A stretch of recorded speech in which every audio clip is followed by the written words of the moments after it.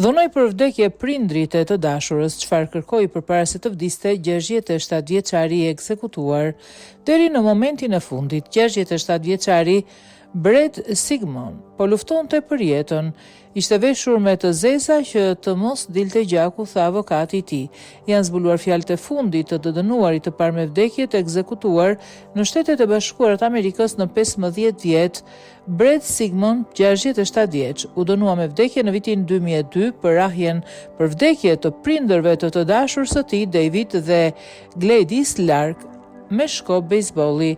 Burri u ekzekutua në orën 18:05 të së premtes në Karolinën e Jugut. Ai u shpalli vdekur në orën 18:08 nga stafi mjekësor i objektit pasi 3 roja vullnetare të burgut e qelluan me pushk në zemër nga një distancë prej 15 metrash. Vakti i fundit i tij përfshinte 4 copa pule të skuqur, bishtaja, pure patatesh me lëng mishi, biskota, cheesecake dhe çaj të ëmbël.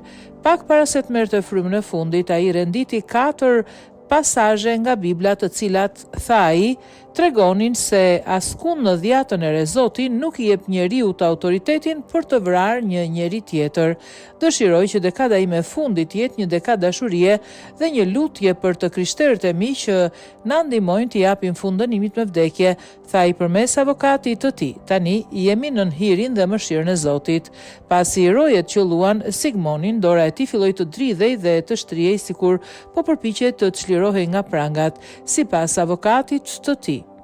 Në një deklaratë ai shtoi gjithashtu: "Është e pa imagjinueshme që në vitin 2025 Karolina e Jugut të ekzekutonte një nga qytetarët e saj në këtë spektakël të përgjakshëm ku Sigmon u qellua një objektiv i bardh me një objekt të kuq u vendos në zemrën e tij dhe më pas avokati i tij lexoi fjalët e tij të fundit.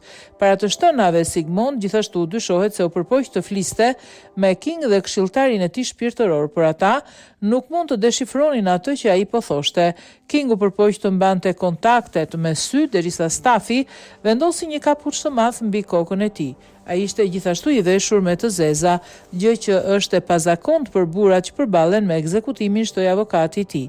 Avokati i tij lëshoi një deklaratë të gjatë që shërbeu si fjala e fundit Sigmonit, e cila i referoi Biblës dhe bëri thirrje për t'i dhënë fund dënimit me vdekje. Sigmon është personi i parë që vdiq nga skuadra pushkatimit në Shtetet e Bashkuara të Amerikës që nga viti 2010 dhe vetëm i katërti që nga rivendosja e dënimit me vdekje në 49 vjet më parë. Dhjetra protestues u mblodhën jashtë burgut të premte në mbrëmje për të protestuar kundër dënimit me vdekje, duke pretenduar se është çnjerëzor. Ekzekutimet me pushkatim janë jashtëzakonisht të rralla në Shtetet e Bashkuara të Amerikës. Më fundit ishte ekzekutimi i Ronnie Lee Gardner në Utah në vitin 2010, që ishte hera e parë që ishte përdorur në 14 vjet dhe vetëm e treta në histori.